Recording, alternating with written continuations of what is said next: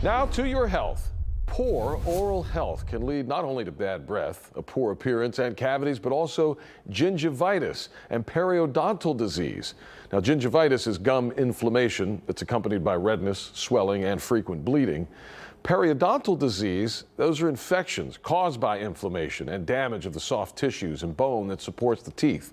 Now, this can lead to painful chewing. It can lead to loose teeth, even tooth loss. The Houston Health Department says nearly 18% of adults 65 and older have tooth loss. And in some Houston neighborhoods, that can be as high as 30%.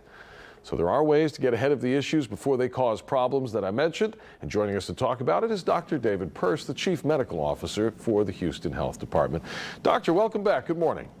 Good morning. Thanks for having me back. All right, let's talk about this, the kind of dental problems that can happen. I went over quite a big list, and it seems like there's a lot of them that can be impacted by poor dental hygiene.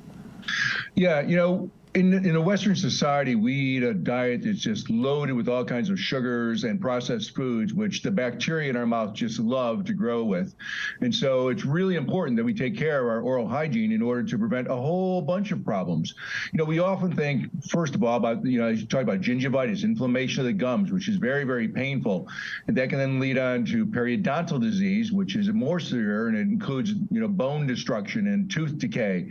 These are not only painful and unsightly, but they can lead to other medical problems as well, because those bacteria can then get into your bloodstream, go throughout your body, and cause problems. And one of the things one of the big problems that people don't think about is if you've got a heart valve issue, the bacteria from your mouth, once it gets in your blood, can seed on that heart valve and cause a disease called endocarditis, which can be life-threatening. So, it's really important that we take care of our oral hygiene in order to protect not only just our mouth, but our entire bodies.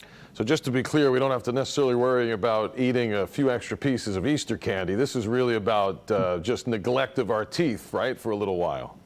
Yeah, this isn't a thing where you can just fix it one time. It needs to become a lifestyle, a habit, a daily, you really should be brushing your teeth minimum twice a day, preferably after every time that you eat. And you need to floss in the evenings in particular so that you can get those little bits of food that your brush can't get to. You need to get those out of there before they seed into the gum and start causing problems. The bacteria just love those little bits of food that get left behind. So we talk about brushing daily, flossing. I mean, these are all the things the dentist tells us about. But what about other lifestyle factors, Dr. Pearce, like smoking, for example? How does that contribute?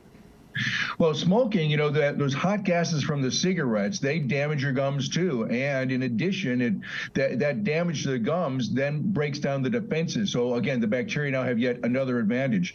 And we found that for people who are smokers, who have poor oral hygiene, not only do they have an increased risk of having heart valve problems, they also have an increased risk of stroke. And that's brand new. That just came out in January of this year, this association between poor oral health and strokes in people who are smokers.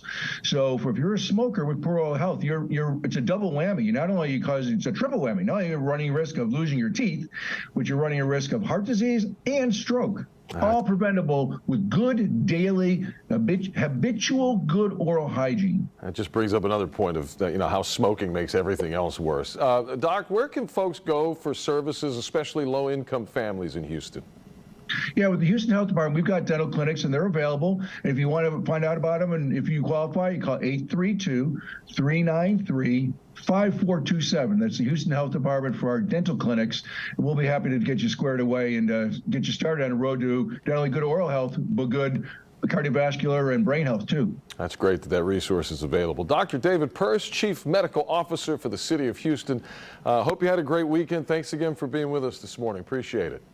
Bye-bye. Thanks again. All right, we tackle very important topics for your health each and every Monday morning in the 7 o'clock hour. You can go to clicktohouston.com/scene at 7 for more of our segments with Dr. Pearce.